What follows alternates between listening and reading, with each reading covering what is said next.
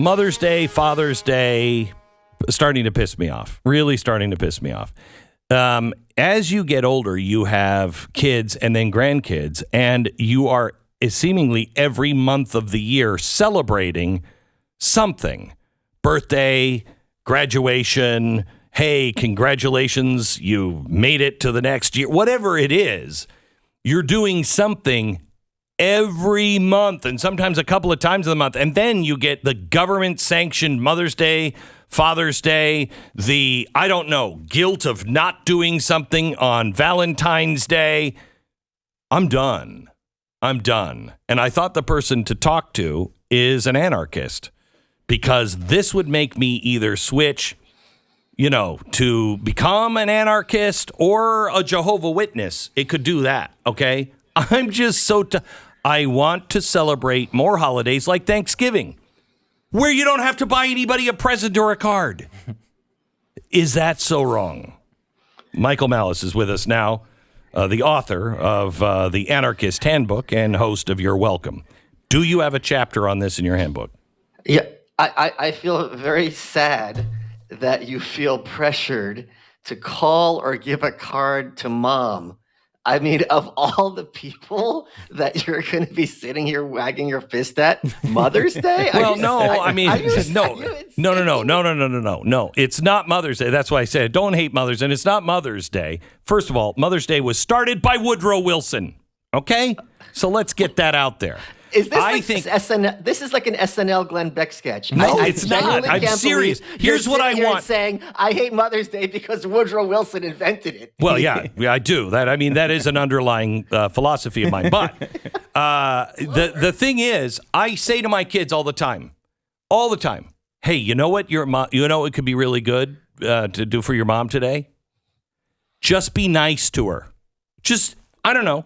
Take out the garbage. You know what I mean? Why once a year am I saying it's Mother's Day? What'd you get your mom? What are you doing for your mom? I'm saying that every day to them. And my wife is saying that to them about me on Father's Day. My mother was right. Every day is Mother's Day. And the reason why you don't have one is because we flipped the script, and every day now is Kids' Day.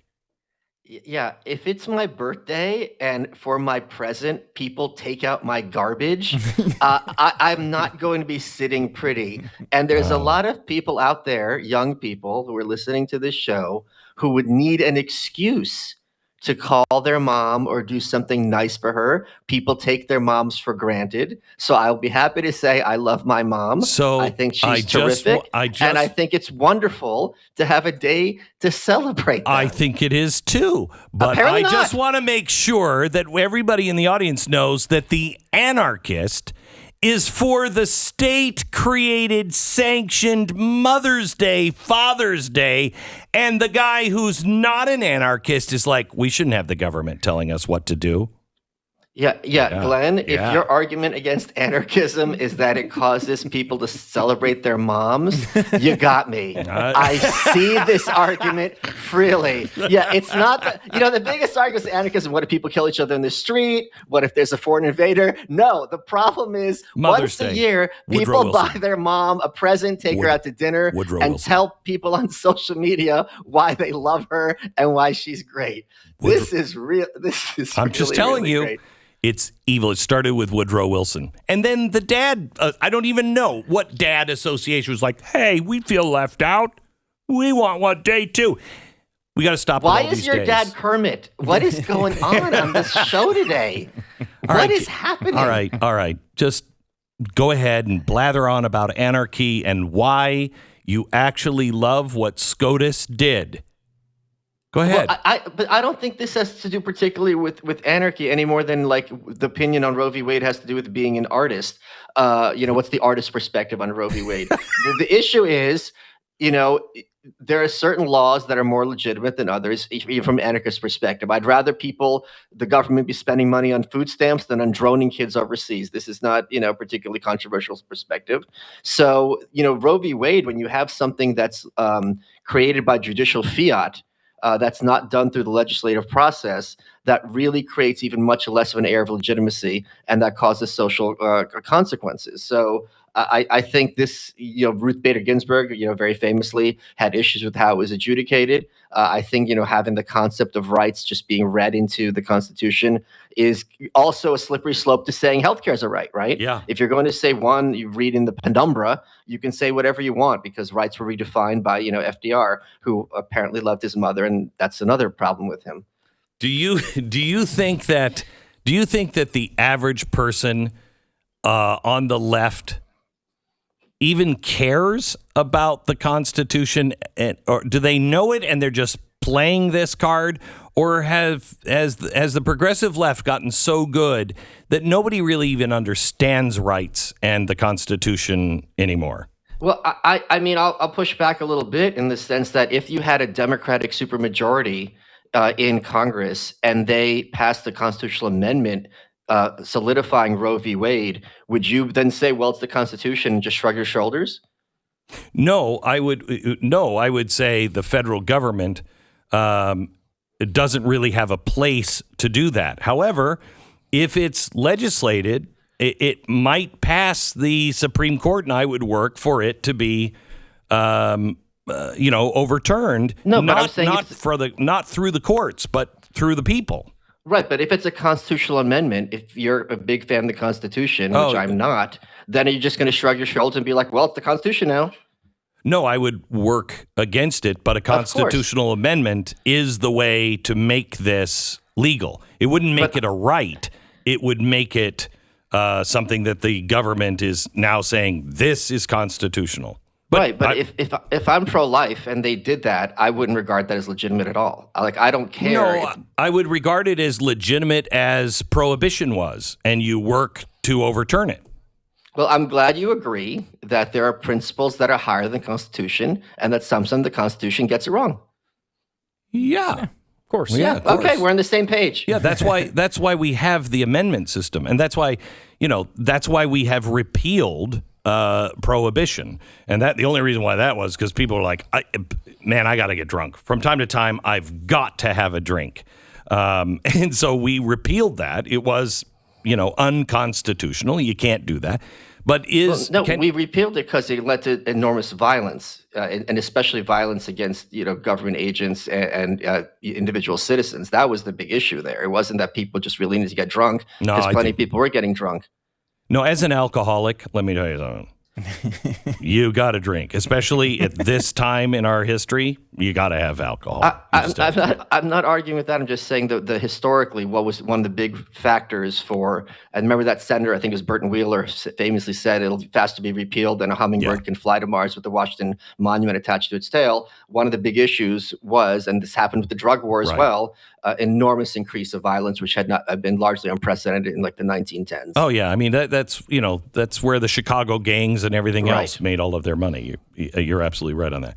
So let me ask you this: this bill that Chuck Schumer is introducing in the Senate next week, where he has now taken out things like binary people and trans men, others that can have babies. He's taken all that language out. He says, small changes, just to make it more uniting. Do you think it has a real chance of passing in the Senate and the House? Are they going to pass that, and should they? It's all going to come down to, I don't know about should, because this is clearly election year, electioneering. I think you and I both agree that they did not see this coming at all. So now they're really scrambling. I think a lot of people who thought that Biden was under, the thumb of the hard left, this kind of identity politics people, are seeing very quickly that when the panic button gets hit, they pivot toward the more center. I'm not going to say center, but more center than they had been previously.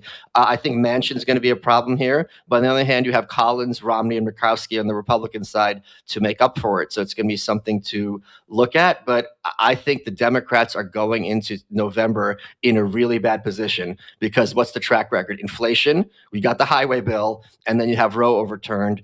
How are you going to sell this to your constituency? And this is going to be very discouraging to a lot of people on the left, I think. They're betting on that it's going to make the constituency mad, and they'll stand up and push back. I think more, from my understanding, more pro-life people are single-issue voters than pro-choice people.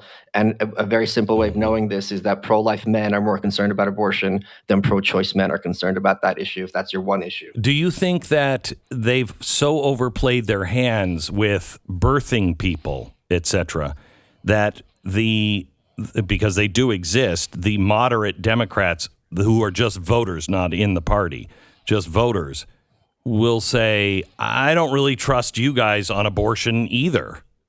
No, because if you read outlets like the New York Times or CNN or Washington Post, or many people get their news on the left, they pretend that that's not happening, right? They pretend that critical race theory isn't practiced in elementary school. So they don't refer to things like that because they know it's going to alienate those suburban moms, which are so essential to as swing voters for both the Democrats and Republicans. So, and so you think suburban moms are dumb enough to believe that?